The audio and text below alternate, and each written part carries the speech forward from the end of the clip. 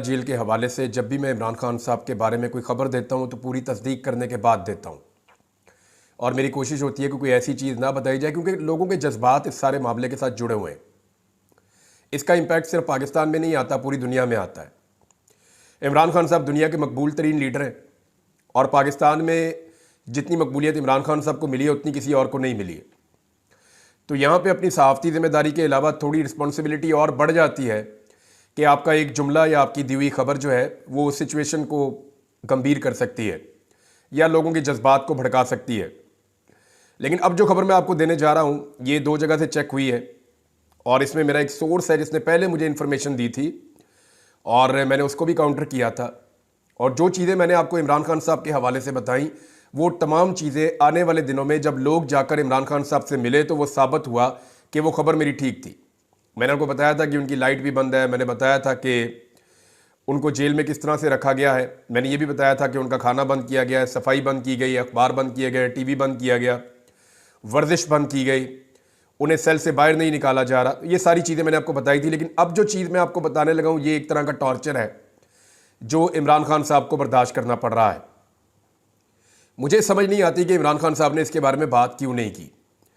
हो सकता है कि वो शायद इसलिए बात ना कर रहे हो कि इसका मजाक उड़ाएंगे ख्वाजा आसिफ जैसे लोग या नवाज शरीफ जैसे लोग या टिकटॉकर्स इसका मजाक उड़ाएंगी या कोई ऐसी बात करेंगी। लेकिन सीरियसली ये एक तरह का टॉर्चर है जो इमरान खान साहब के साथ किया जा रहा है। देखिए, जेल में मच्छर होना एक नॉर्मल बात है। जेलों के अंदर होते हैं मच्छर, वो तंग करते हैं कैदियों को। अगर आप कैद में या जेल में आप रहे हों तो यानी मैं लापता रहा तो वहाँ पर भी मच्छर थे और काफ़ी बंदे को तकलीफ़ होती है, परेशानी होती है। तो आपको वहाँ पे एक बहुत बड़ी नेमत मिल जाती है अगर आपको कोई मच्छर मारने वाली कोई चीज़ आपको पता चले कि बाहर चल रही है या कुछ इसका बंदोबस्त किया जा रहा है।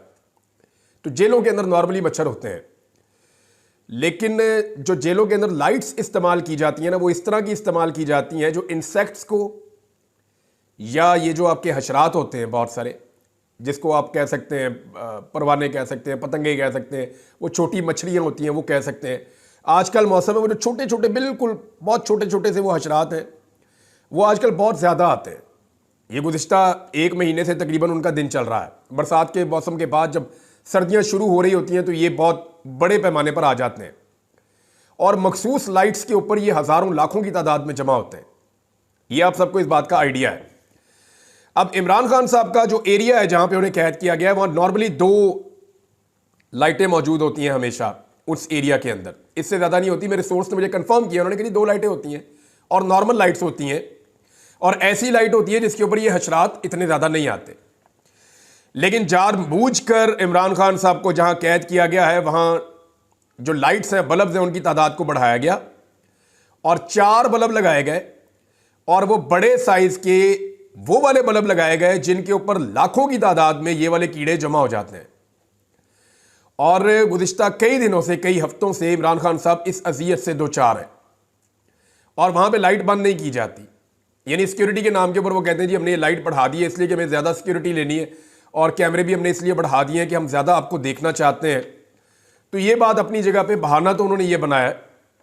लेकिन जो मेरा सोर्स है उसने ये बताया कि इमरान खान को अज़ियत देने के लिए 4 बड़ी लाइटें इस तरह की लगाई गई हैं इमरान खान साहब को जहां कैद किया गया उस सेल में और उसके आसपास, जिन पे लाखों की तादाद में, बल्कि इससे भी ज़्यादा, वो बहुत, उनको आप गिन ही नहीं सकते, अनगिनत होते हैं वो। ये जो छोटे छोटे मच्छर होते हैं वहां पे जमा हो जाते हैं जिन्हें आप बग्स भी कहते हैं और इनसे तकलीफ होती है। ये इरिटेट करते हैं, ये परेशान करते हैं, आपका ज़हनी सुकून ये छीन लेते हैं। तो इमरान खान साहब को जो लोग मिलने जा रहे हैं तो वो ये भी बता रहे हैं कि इमरान खान साहब बेसुकूनी की हालत में लगते हैं। अब ये एक तरह का टॉर्चर है जो लगातार इमरान खान साहब के ऊपर किया जा रहा है। वो बेसुकूनी का शिकार है, ज़हनी तौर पे उनको दबाव में लिया जा रहा है और 2 के बजाय बढ़ा के 4 लाइटें कर दी गई हैं और स्पेशली बड़े साइज़ की वो वाली लाइट्स लगाई गई हैं जिनके ऊपर ये कीड़े मकोड़े बहुत बड़ी तादाद में उड़ते हुए पहुंच जाते हैं।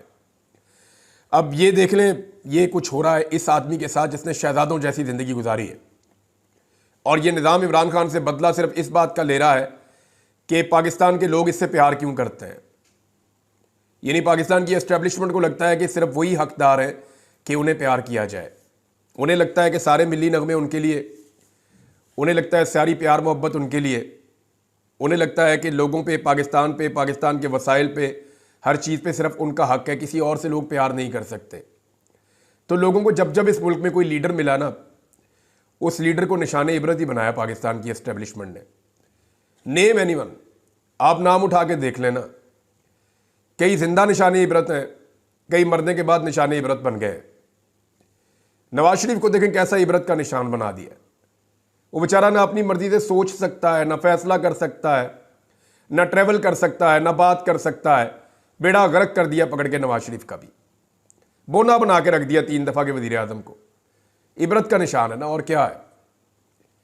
अब आप ये देखें कि कायदे आज़म मोहम्मद अली जिन्ना से लेकर लियाकत अली खान तक आप आ जाएं, जुल्फ़िकार अली भुट्टो पे आ जाएं, मोहतरमा फातिमा जिन्ना साहिबा पे आ जाएं, इन सब के साथ क्या हुआ? ये जब भी कोई अवाम की नज़रों में मोतबर हुआ तो साथ ही जो है वो एस्टेब्लिशमेंट की नज़रों में वो खुटकना शुरू हो जाता है। अब इमरान खान साहब का जुर्म यह है कि पाकिस्तानी लोग उनसे प्यार करते हैं।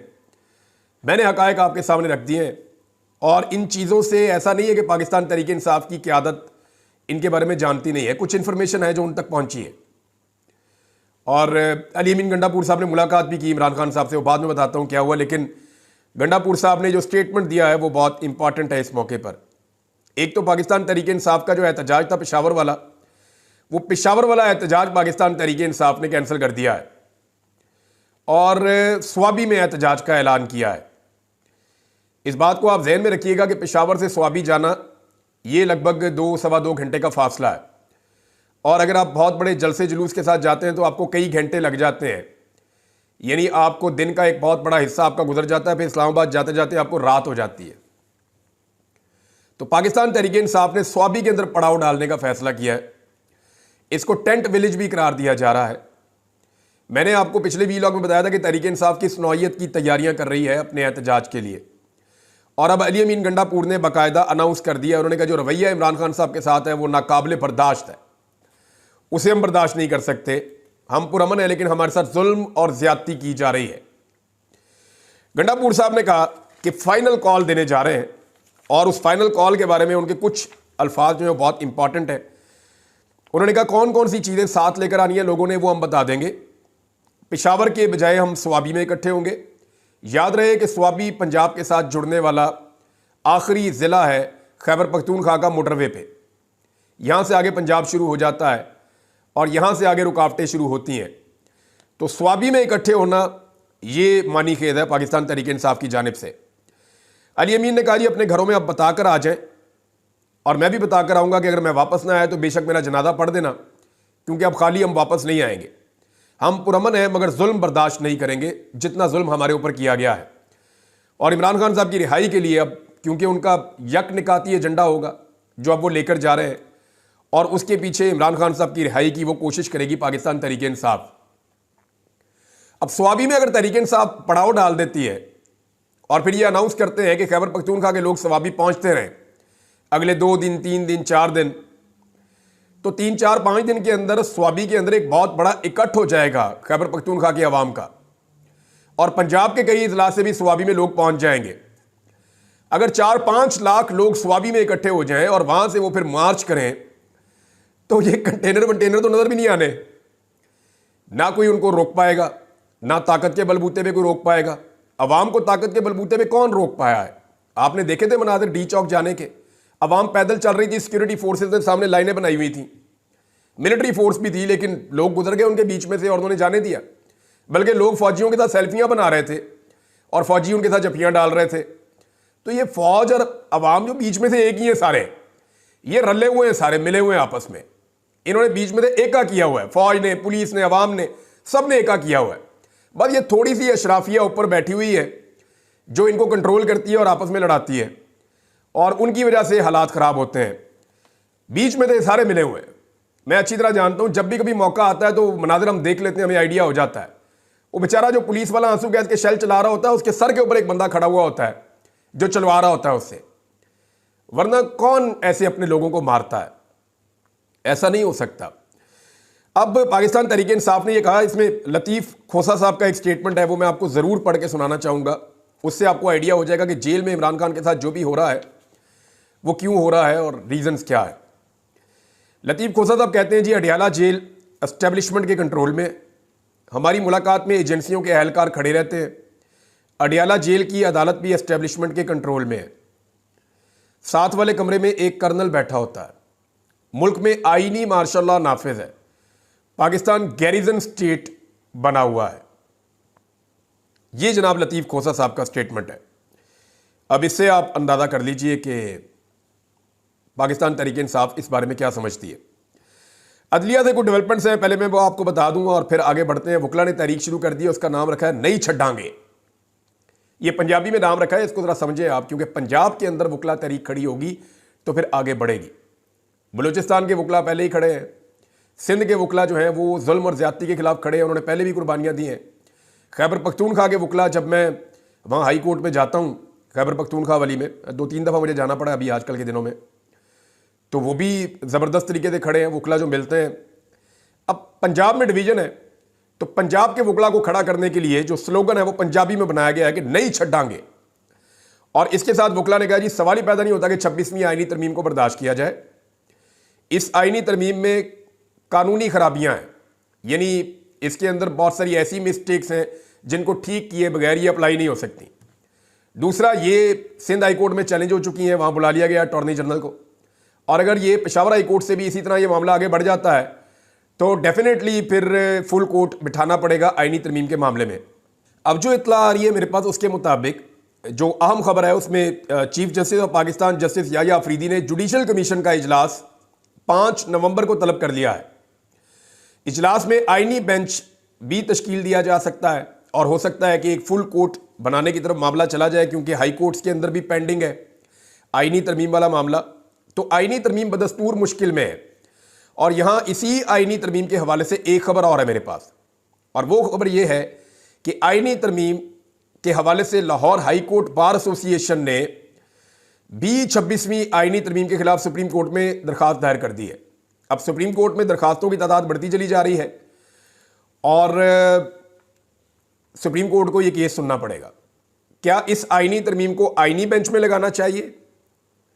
तो सवाल यह पैदा होता है कि जिस आईनी तरमीम के नतीजे में एक बेंच बना है उसी आईनी तरमीम को चैलेंज कर दिया गया, तो क्या वो उसी बेंच में लगेगी? यानी वकला ये कह रहे हैं कि ये जो आईनी बेंच बनाया जा रहा है ये गैर आईनी है, गैर कानूनी है और इसको हम चैलेंज कर रहे हैं, और वो जो चैलेंज करना है वो उसी अदालत में चैलेंज होगा, तो ये नहीं हो सकता। एक्चुअली ये पहले वाली अदालत में चैलेंज होना चाहिए कि अगला काम जो हुआ है वो ठीक हुआ या गलत हुआ है। मिसाल के तौर पे एक इलाके के अंदर एक आदमी को एसएचओ लगाया जा रहा है, अहले इलाका जो है वो एक दरखास्त लेकर चले जाते हैं कि जनाब ये जो आप एसएचओ लगा रहे हैं ये आप गलत लगा रहे हैं। तो ये तो नहीं होगा कि उसी एसएचओ के पास वो दरखास्त लग जाएगी और वो फैसला करेगा कि मैं गलत लगाऊं या सही लगाऊं। अगर आईनी बेंच बन गया तो दे वुड बी हैप्पी, वो तो फिर आईनी तरमीम के हक में जाएगा कि जी इसके हम बेनिफिशियरी हैं, कन्फ्लिक्ट ऑफ इंटरेस्ट आ जाएगा। तो होना यह चाहिए कि वो जो आईनी बेंच बन रहा है उसके सामने ये आईनी तरमीम वाला मामला ना लगे, बल्कि वो फुल कोर्ट इसको सुने, और वहां पे 17 जजेस मौजूद हैं, वो इसको सुन सकते हैं और उन्हें यह सुनना चाहिए और सुनना पड़ेगा। अवाम भी यही चाहती है और इंसाफ का तकाजा भी यही है और इखलाकियात का तकाजा भी यही है। मेरे ख्याल में अगर सिंपल आप इसको जुरिस्प्रूडेंस के उसूलों के ऊपर या कानूनी उसूलों के ऊपर इसको रख के आप परख लें तो होना भी यही चाहिए। अब इसमें जनाब फर्दर बात करेंगे कि डेवलपमेंट्स क्या होती हैं, वो आपके साथ शेयर कर देंगे। एक खबर और है, जो ओवरसीज पाकिस्तानी एहतजाज करते हैं पाकिस्तान से बाहर और उन लोगों के खिलाफ एहतजाज करते हैं जो पाकिस्तान में काबू नहीं आ रहे, लाकानूनियत फैला रहे हैं, फस्तायत, जबर, जुल्म, ये सारे बाजार जिन्होंने गर्म किए हुए हैं, उन ओवरसीज पाकिस्तानियों के घर वालों को पाकिस्तान में हिरासा किया जा रहा है।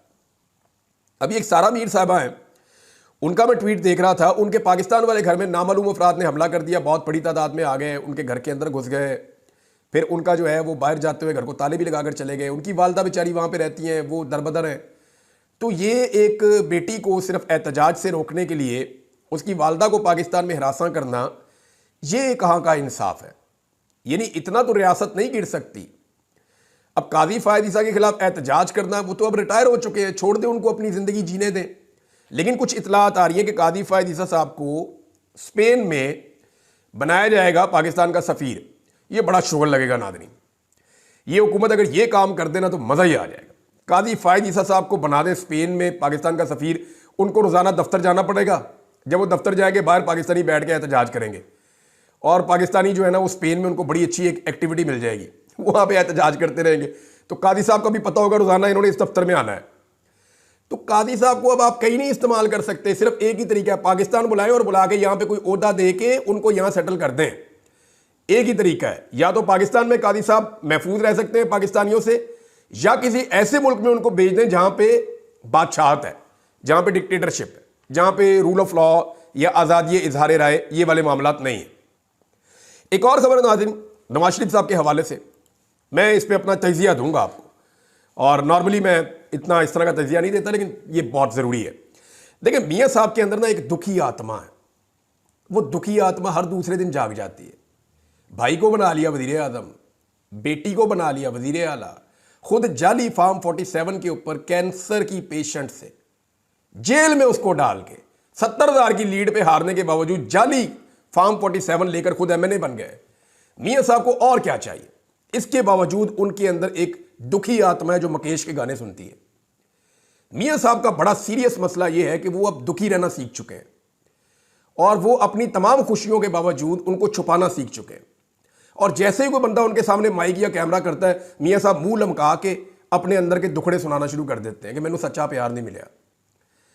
मियाँ साहब की जो दुखी आत्मा है वो बार बार जागती है। नया स्टेटमेंट सुने, आपको बड़ा मजा आएगा। मियाँ साहब कहते हैं, बड़े अरसे से सब्र करके बैठा हुआ हूं, इसीलिए कहता हूं मुझे ना छेड़े, मैं खामोश हूं लेकिन तहैया तूफान करके बैठा हुआ हूं। मियाँ साहब, आप तहैया पॉलिश करके बैठे हुए हैं, आपके अंदर पॉलिश का एक तूफान है मियाँ साहब जो मचल रहा है।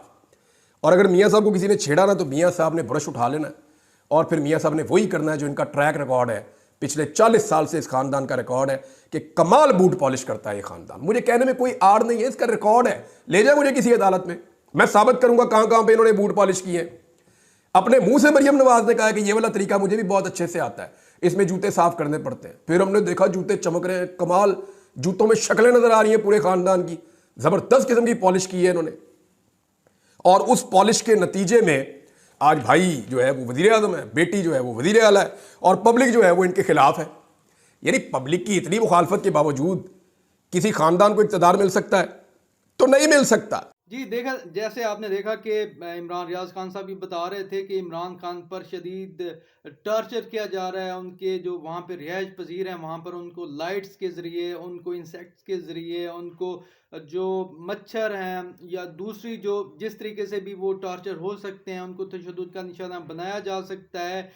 फिज़िकली नहीं मगर मेंटली और बाकी सारे तमाम रास्ते इस्तेमाल किए जा रहे हैं कि इमरान खान को किसी तरह जिद किया जाए, उनको तंग किया जाए और वो किसी तरह डील पर राज़ी हो जाए। मगर इमरान खान का यही बयानिया है कि वो मर जाएंगे मगर यजीद की बैयत नहीं करेंगे। और आप देख सकते हैं कि इंतज़ार हूँ या बानी पीटीए की जितनी भी टीम है उन पर किस तरह तशद्दुद किया गया है। और आप सोच सकते हैं कि वो सेकंड लेयर लीडरशिप है, जबकि इमरान खान पर ख़ुद किस तरह ये जुल्म किए जा रहे हैं और उनको टार्चर किया जा रहा है। आप अंदाज़ा लगा सकते हैं इन चीज़ों का कि जो मेन हेड है उसको किस तरह ये लोग तंग कर रहे होंगे। अल्लाह ही इमरान खान की हिफाजत फरमाए और उनको जालिमों के चुंगल से आज़ादी अता फरमाए। पूरी कौम की जो नज़रें हैं, जो आस है वो इमरान खान है, उम्मीद इमरान खान है। और पाकिस्तान जो इस वक्त धनसता जा रहा है नीचे, ड्रामाबाजी करके ये स्टॉक एक्सचेंज को चंद माफिया चला रहे हैं और वो प्रॉपर्टी की तरह ही उसका सारा सिस्टम है। ब्लैक मेलिंग से और ब्लैक मनी से स्टॉक एक्सचेंज बरा नाम ऊपर कर कर वो ये कह रहे हैं कि मईशत ऊपर जा रही है, मुल्क तबाह हो रहा है। इसकी उम्मीद सिर्फ इमरान खान है और इमरान खान ही इस वक्त चीज़ें बेहतर कर सकता है अगर उसको रिहा कर दिया जाए। और मुझे इजाज़त दीजिए, अब अल्लाह हाफिज़।